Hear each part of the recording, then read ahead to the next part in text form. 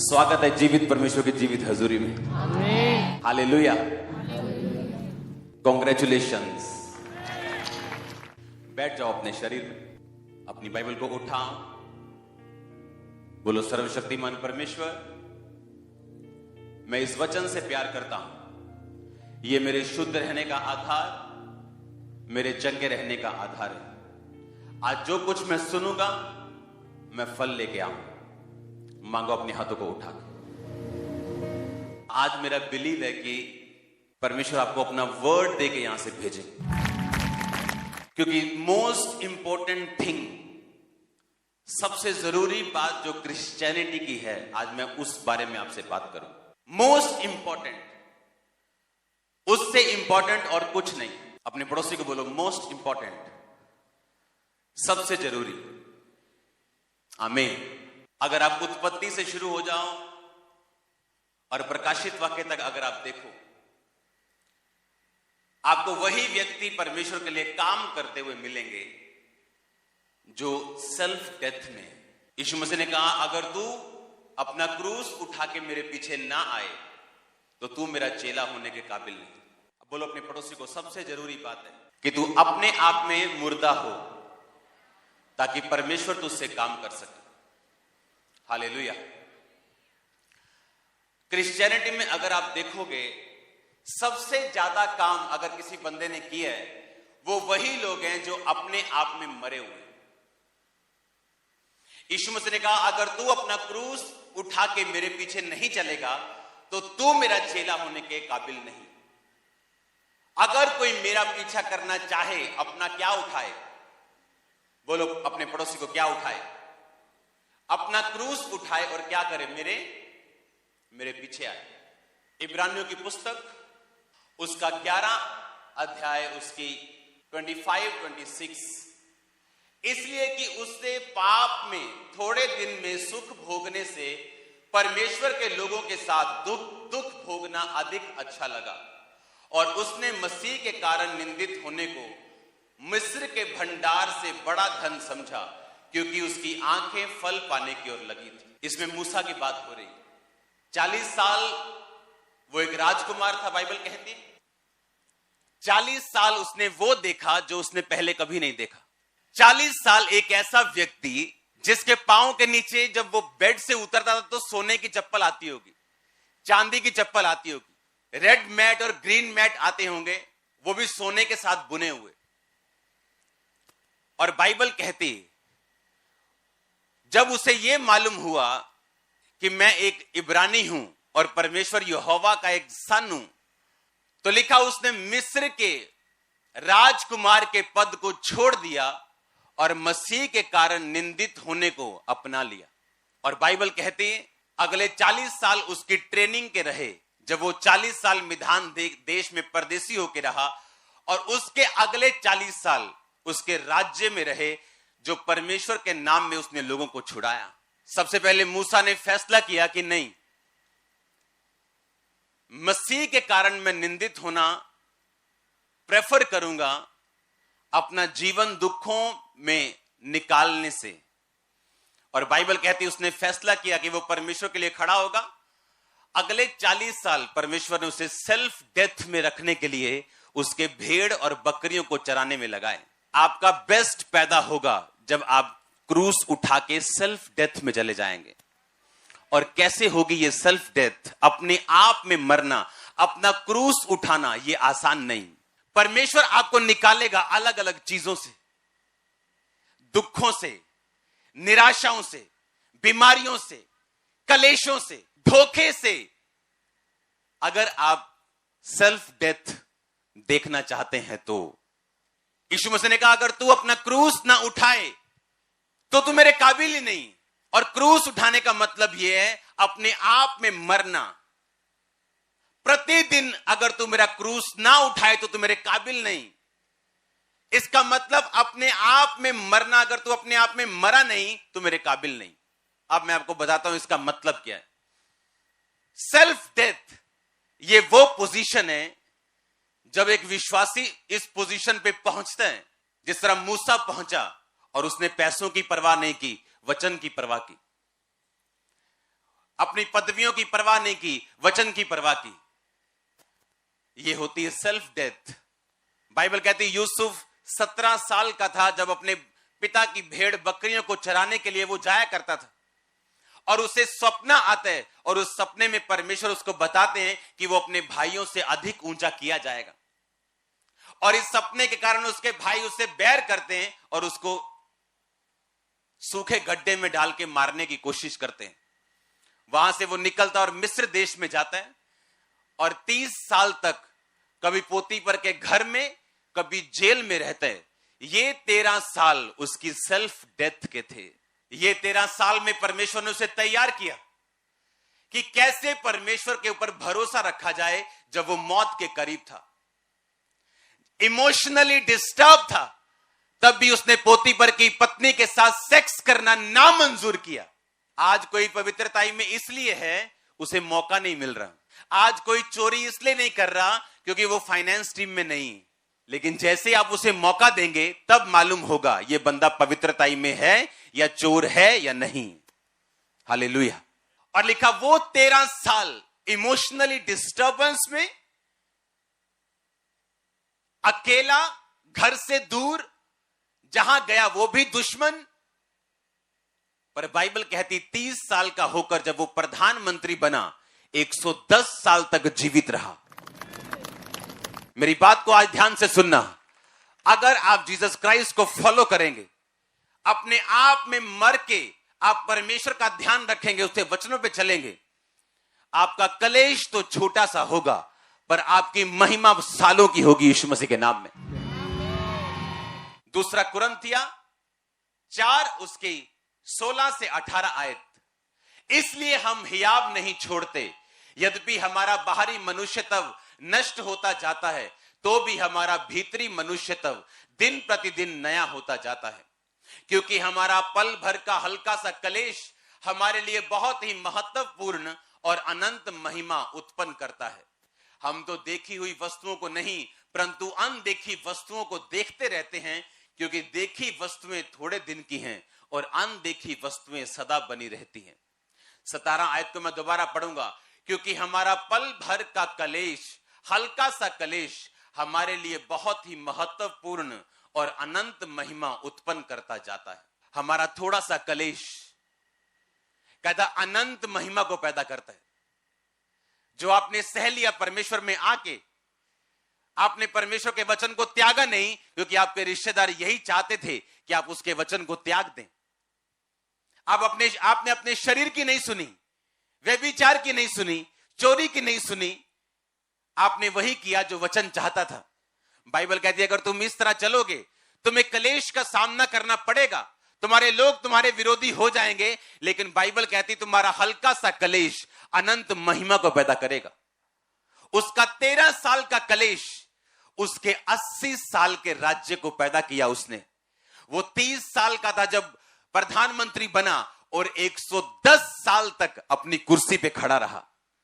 आप क्या सोचते परमेश्वर ने आपको अपने पास बुलाया? बाइबल कहती थोड़ी देर में वो तुम्हें दुख उठाने के बाद, कलेश उठाने के बाद सिद्ध भी करेगा और स्थिर भी करेगा और तुम्हारे राज्य को बढ़ाएगा भी।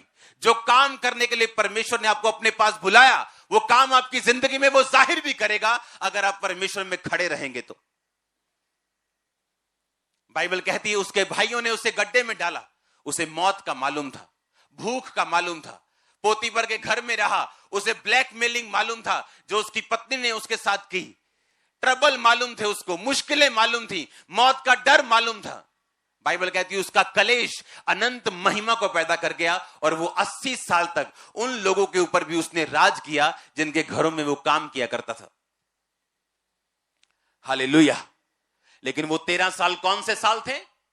बोलो सेल्फ डेथ के, बोलो अपने पड़ोसी को क्रूस उठाने के, अपने आप में मरने के, अपनी निगाह में मरने के। आमीन। अगर वो साल आपने गुजार लिए तो राज्य करने के लिए तैयार हो जा। आप जो मांगेंगे परमेश्वर आपको देगा। किसी बात की घटी आपके अंदर नहीं होगी। आप उन चीजों के लिए सफर नहीं करेंगे जिनके लिए आम लोग करते हैं, आप उनसे अबव जिएंगे यीशु मसीह के नाम में। रिसीव करो इस ग्रेस को यीशु मसीह के नाम में। मैंने कहा रिसीव करो इस ग्रेस को यीशु मसीह के नाम में। हालेलुया। छोटा सा कलेश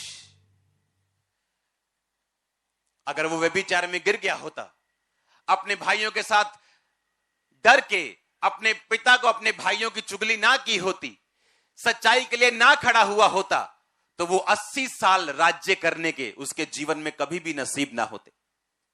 मैंने ऐसे लोग देखे अपनी लाइफ में, अपनी पर्सनल लाइफ में, अपने रिश्तेदारी में, जो मसीह में इसलिए नहीं आते, उनको मालूम है यीशु मसीह जीवित परमेश्वर है, सिर्फ इसलिए नहीं आते कि जैसे वो मसीह में आते हैं उनके घर में कलेश शुरू होते हैं। सिर्फ कलेश के डर के मारे वो मसीह में नहीं आते, लेकिन उन्हें यह मालूम नहीं कि सारी उम्र पोती पर के घर में नौकरी करने से यह अच्छा है कि आप सच्चाई के लिए खड़े हो जाएं और 80 साल राज्य करें। अब आपने देख लो, आपने पाप का गुलाम बनना है, क्योंकि अगर शैतान ने आपको चोरी करने के लिए बोला और आपने की, बाइबल कहती है आप चोरी के गुलाम है, व्यभिचार के गुलाम है, आप जेलसी के गुलाम है, माफ ना करने के गुलाम है। और बाइबल कहती जब तक आप गुलाम रहेंगे आप राज्य नहीं कर सकते। लिखा जो जिससे हार जाता है उसका दास बन जाता है। आप हार गए व्यभिचार से, वो आप पे हावी हो गया। आप हार गए चोरी से, वो आप पे हावी हो गई। आप हार गए पाप से, वो आप पे हावी हो गया। बाइबल कहती आप उसके दास बन गए, और अगर आप पाप के दास हैं आप परमेश्वर के लिए राज्य नहीं कर सकते। जो मोस्ट इंपॉर्टेंट थिंग मैंने क्रिश्चियनिटी में देखी है, जो लोग कामयाब हुए, कामयाब रहे और लाइफ के लास्ट साल तक कामयाब रहे, वो वही लोग हैं जो अपने आप में मर चुके हैं। अगर आप अपने आप में मर चुके हैं, आपको किसी बात की चिंता नहीं होनी चाहिए। कोई आपको आपकी बेइज्जती करे, आप तो मर चुके हैं। कोई आपकी प्रशंसा करे, आप तो मर चुके हैं। कोई आपसे वैर रखे, आप तो मर चुके हैं। एक मरा हुआ बंदा वैर कैसे रखे? अगर आप मर चुके हैं अपने आप में, आप राज्य करने वाले हो बहुत जल्दी। फिर आप देखेंगे जो चीजें आप चाहते हो आपके घर में हो, आपके बच्चे आपके हिसाब से करें, वो होनी शुरू होंगी। आपकी फैमिली आपके हिसाब से करे, वो होनी शुरू होंगी। क्योंकि अगर आप परमेश्वर के साथ खड़े रहेंगे, वो आपको राज्य करने के लिए देगा। आप अपनी लाइफ में, अपने एरिया में, अपने बिजनेस में, अपनी फैमिली में आप किंग होंगे, आप क्वीन होंगे यीशु मसीह के नाम में। आप मेरी बात समझ रहे कि नहीं? जो चीजें परमेश्वर ने आपको देनी है वो इस चीज के साथ जुड़ी हुई। सेल्फ डेथ, बोलो पड़ोसी को, अपने आप के लिए मरना और मसीह के लिए जीना। हालेलुया। इसलिए जब हम बपतिस्मा लेते हैं, हम क्या करते हैं? हम पानी में गाड़े जाते हैं। मतलब हम क्या हो गए? मर गए। वो पानी नहीं होता, वो कब्र होती। पानी में डुबकी मारने का मतलब क्या? मसीह में गाड़े गए, जिस तरह यीशु मसीह गाड़ा गया। और उठने का मतलब जी उठना, जिस तरह यीशु मसीह जी उठा। वो कहता अब तुम मसीह के लिए जी उठे हो, बाकी जीवन अपने शरीर के अनुसार नहीं, मसीह के अनुसार चलाना। हालेलुया। तो क्या व्यभिचार मसीह के अनुसार है? जेलसी मसीह के अनुसार है? क्या चोरी मसीह के अनुसार है? बोलो। अगर हम मसीह के अनुसार जिएंगे नहीं, तो उसके अनुसार हम राज्य भी नहीं करेंगे। मोस्ट इंपॉर्टेंट चीज जो मैंने क्रिश्चियनिटी में देखी, अपने पास्टर दोस्तों में देखी है, जिन्होंने अपने एरिया को चेंज कर दिया, राज्य किया, सेल्फ डेथ। आपको चर्च में काम करने के लिए सेल्फ डेथ की जरूरत है। आपको प्रचार करने के लिए सेल्फ डेथ की जरूरत है। अच्छा विश्वासी बनने के लिए सेल्फ डेथ की जरूरत है। अपने आप के लिए मरना और मसीह के लिए जीना। यह शरीर आपका नहीं, किसका है? अगर यह बीमार हो तो किसकी जिम्मेवारी होगी? परमेश्वर की। अगर हम इस तरह से चलेंगे और हीलिंग को कमांड करेंगे, वो भी होगी। डिलीवरेंस को कमांड करेंगे, वो होगी। हम जो मांगेंगे हमें मिलेगा। हालेलुया।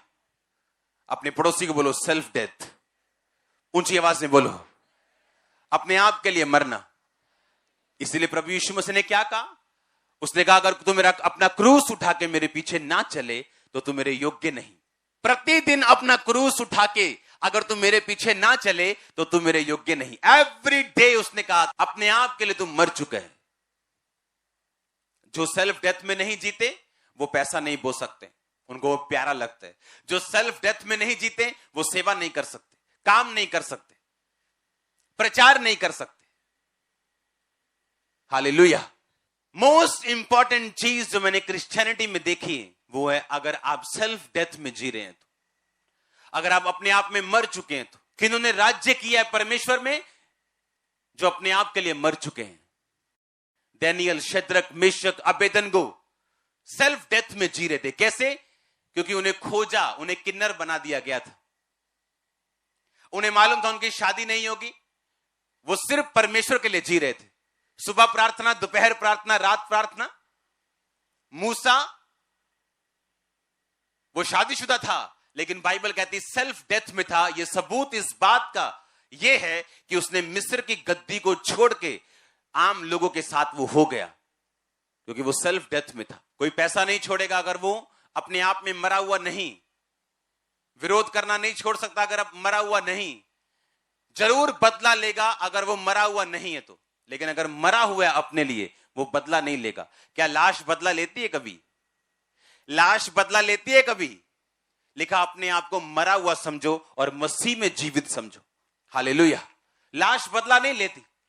लाश प्रशंसा करने पे हंसती नहीं, ना तो बुरा मानती। परमेश्वर ने कहा तुम मसीह में जब बपतिस्मा लेते हो तुम अपने आप के लिए मर गए और मसीह के लिए जी उठे। अगर इस तरह से जीवन जियोगे, इस आकाश के नीचे का कोई भी शैतान आपको डिस्टर्ब नहीं कर पाएगा। अगर इस तरह से आप लाइफ जियोगे तो परमेश्वर वो कर पाएगा जिसको करने के लिए उसने आपको अपने पास बुलाया। उसकी योजना अलग थी यूसुफ के लिए, मूसा के लिए अलग थी, दानियल के लिए अलग थी, पतरस के लिए अलग थी, पौलुस के लिए अलग थी, और आप सबके लिए अलग है और सबके लिए बड़ी है। और सब आप एक एक जन मोस्ट इंपॉर्टेंट वीआईपी पर्सन हो परमेश्वर के सामने। सिर्फ प्रचारक ही नहीं, आप सब लोग, एवरीबॉडी। लेकिन प्रचारक डिफरेंट क्यों रहता है? क्योंकि वो कॉल्ड है इस काम को करने के लिए, और वो परमेश्वर को वो समझता है जो वो आपको समझा रहे हैं। अगर आपने अपनी लाइफ में जो परमेश्वर ने आपके लिए सोचा, अगर आपने वो कर दिया और आप ओवरकम कर गए शैतान के ऊपर, पाप के ऊपर, सेल्फ डेथ में अगर चले गए, तो आपको सचमुच नजर आएगा किस ग्रेट पर्पस के लिए परमेश्वर ने आपको अपने पास बुलाया। आप धीरे धीरे उसमें शामिल होते जाएंगे। आपके बच्चे इन्वॉल्व होंगे, आपके लोग इन्वॉल्व होंगे, सब कुछ एक जगह इकट्ठा होके परमेश्वर के लिए काम करना शुरू कर देगा जब आप इस रीति के साथ चलेंगे तो। हालेलुया। हर एक लाइफ में परमेश्वर की योजना अलग है। हर एक लाइफ के लिए आपके लिए अलग योजना है परमेश्वर की, लेकिन रिजल्ट एक ही है जो ग्लोरियस है, महिमा से भरा हुआ है, गवाहियों से भरा हुआ है, जीत से भरा हुआ है। हालेलुया। वो 13 साल की शर्मिंदगी थी और 80 साल का घमंड और राज्य था। क्या लेना चाहते हो? उन 13 सालों में परमेश्वर के साथ समझौता करके अपने 110 साल उसी नौकर की तरह जीना चाहते हो, या उन 13 सालों में सच के लिए खड़े होके 80 साल राज करना चाहते हो? ये आप पे निर्भर करते हैं। अगर आप शरीर के नौकर हैं, पाप के नौकर हैं, गंदी आदतों के नौकर हैं, तो आप परमेश्वर के लिए राज्य नहीं कर सकते। हालेलुया। तैयार हैं आप राज्य करने के लिए? यस नहीं सुना मेरे को? तैयार है आप राज्य करने के लिए? आपको बेस्ट परमेश्वर देने जा रहे हैं। बेस्ट प्लेसेस में आपकी लाइफ में देख रहा हूं, बेस्ट देशों को आपकी लाइफ में देख रहा हूं। आप तैयार है क्या? सुना नहीं मैंने कहा आप तैयार है क्या? अपने पड़ोसी को बोलो, बोलो सेल्फ डेथ, अपने आप में मरना। आमीन।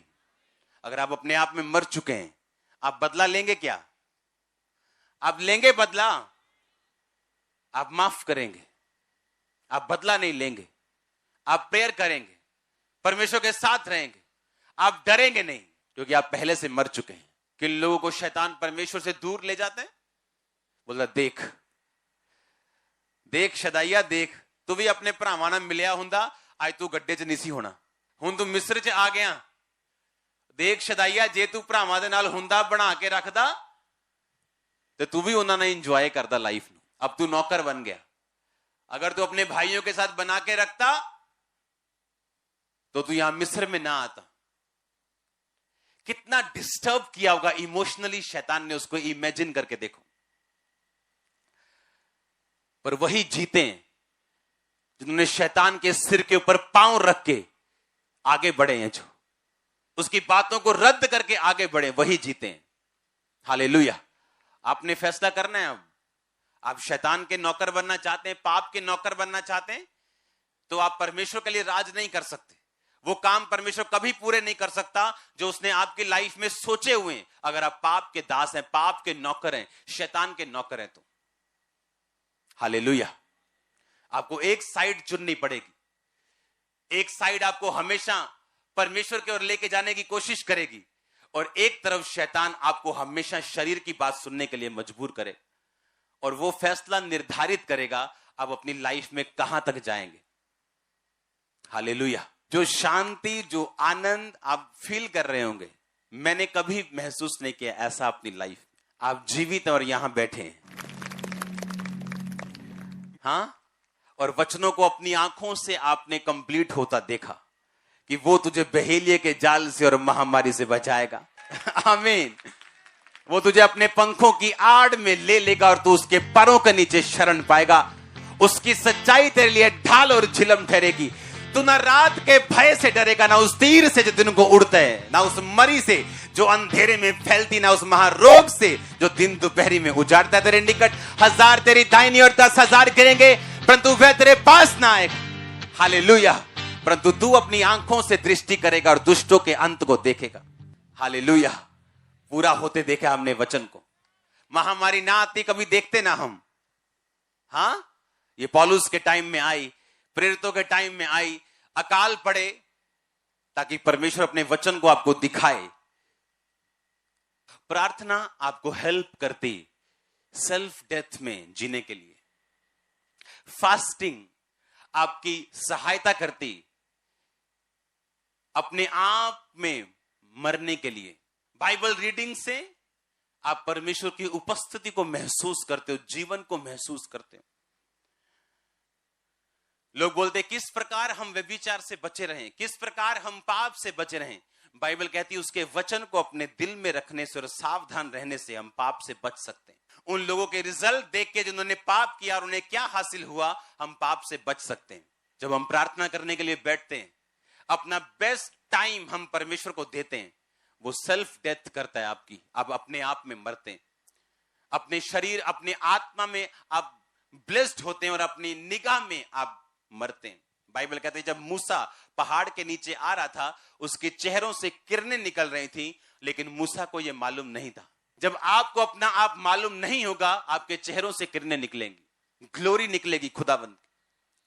आप प्रेयर में बैठेंगे, अपना टाइम देंगे, जब आपका बेस्ट सीरियल लगा हो रहा, जब आपको किसी दोस्त की याद आ रही, सब काम याद आ जाएंगे।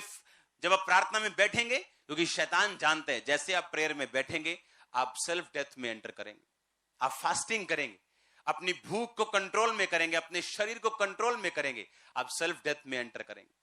और जब ये होगा, परमेश्वर दुखों को यूज कर सकता है, निराशा को यूज कर सकता है, किसी भी चीज को इस्तेमाल कर सकता है। उन दुखों में परमेश्वर के ऊपर सवाल ना उठा के वफादार रहना, क्योंकि आपके राज्य करने को परमेश्वर ठान चुका कि वो आप करें, ठान चुका है वो। लेकिन अगर आप कॉपरेट करेंगे, उसकी सहायता करेंगे कि वो आपको उस स्थान पे लेके जा सके, वो आपको लेके जाएगा। हालेलुया। आप प्रेयर करेंगे, आप सेल्फ डेथ में एंटर करेंगे, आप टाइम पे करेंगे परमेश्वर को। अगर आप प्रार्थना करेंगे, अपनी लाइफ को आप सीधा भी रखेंगे, क्योंकि आपको मालूम है आपकी प्रेयर तभी कबूल होगी जब आपकी लाइफ सीधी है। हाँ या ना? आप फास्टिंग करेंगे अपनी भूख के ऊपर, आप एक हथौड़ा मारेंगे, उससे मालूम होगा हां आप उस तरफ चल पड़े हैं जहां से परमेश्वर आपको आगे लेके जाएगा। जो भी आपकी लाइफ की जरूरत है, एनीथिंग, शारीरिक जरूरत की मैं बात कर रहा हूं। अब वो आपका हस्बैंड हो, आपके बच्चे हो, आपका फाइनेंस हो, एवरीथिंग आपके पास बेस्ट होगा। एवरीथिंग, मैं आपको सच कह रहा हूं, एवरीथिंग। अगर आप इस तरीके से परमेश्वर में चलेंगे तो ये एक्सपेक्ट मत करना अपने बच्चों से कि वो पवित्रताई में चलें या अच्छी तरह से जीवन बिताएं अगर आपका जिंदगी पाप में है तो। अगर आप एक पैग लगाएंगे और आप बोलेंगे अपने बच्चे को एक पैग कोई बुरा नहीं, वो 10 लगाने वाला होगा। आप आधा घंटा 1 घंटा प्रार्थना करने वाले होंगे, वो 2.5 घंटे वाला होगा। आपके लोग कभी आपको नहीं सुनेंगे कि आप बोलते क्या हैं, वो देखेंगे आप करते क्या हैं। खासकर आपका परिवार, आपके करीबी लोग। प्रेयर के दौरान आप अपने आप से बाहर आके आप परमेश्वर के साथ मिलते हैं, उसके साथ एक होते हैं। प्रार्थना में आपको परमेश्वर दिखाता है आपकी जिंदगी की कमियां। आपने अपने माता पिता की इंसल्ट कर दी और आपको रोग हो गया, आप प्रेयर करेंगे, तेरे कोड़े खाने से मैं चंगा हो चुका हूं, पापा दी लाओ fire prayer, fire fire fire fire.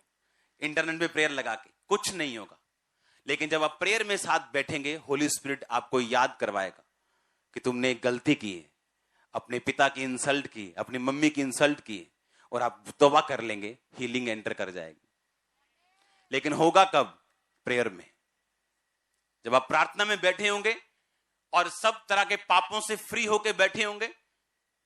मैं नहीं कहता यीशु मसीह बन के, आपके अंदर तौबा का आत्मा जरूर होगा कि मेरे अंदर ये कमियां मैं छोड़ता हूं, चाहे एक दिन ही हुआ हो क्यों ना छोड़े हुए। आप प्रार्थना में बैठेंगे, होली स्पिरिट आपको याद करवाएगा आपने क्या करना है। वो धीरे धीरे आपको बताएगा आपको क्या करना है अपने परिवार के लिए, अपने फाइनेंस के लिए, कहां कमी है, कैसे छोड़ना है, कैसे आगे बढ़ना है। आप प्रेयर में बैठेंगे, सेल्फ डेथ में एंटर करेंगे। आप फास्टिंग में जाएंगे, सेल्फ डेथ में एंटर करेंगे। साथ में वर्ड पढ़ेंगे, आपको समझ आएगा। परमेश्वर आपकी बुद्धि को खोलेगा, आपकी स्पिरिचुअल आईज को ओपन करेगा, आपने कहां अपनी लाइफ में क्या करना और कौन सा डिसीजन लेना। एक डिसीजन लाइफ चेंज करता है बंदे की, 10 नहीं। फेसबुक का मालिक कौन था? एक साधारण स्टूडेंट। एक डिसीजन लिया कि नहीं, एक ऐसा ऐप बनाएंगे जहां पे लोग सोशलाइज हो सके। दुनिया चेंज कर दी कि नहीं कर दी? आधे से ज्यादा यहां लोग फेसबुक देख के आए होंगे चर्च में। हो गई दुनिया चेंज के नहीं हुई? हां, आप घरों में थे, आपने फेसबुक पे प्रचार देखा, एक आइडिया। सोचो अगर परमेश्वर के आप साथ हों तो वो किस तरह की ब्लेसिंग आपको दे सकता है। अगर साधारण लोग एक आइडिया से चेंज हो सकते हैं, सोचो जो आइडिया परमेश्वर आपको हेवनली देगा वो कितना बड़ा होगा। अपने हाथों को उठाओ, बोलो परमेश्वर मेरी बुद्धि को खोल दे, आत्मा को खोल दे और मेरी सहायता कर सेल्फ डेथ में जीने के लिए। मेरी सहायता कर। ऊंची आवाज से बोलो थैंक यू जीसस। मांगो अपने हाथों को उठा के कि परमेश्वर मैं सेल्फ डेथ में जी सकूं, प्रार्थना में जी सकूं, ताकि मैं राज्य कर सकूं। हिला के अपने हाथों को ऊंची आवाज में प्रार्थना करो।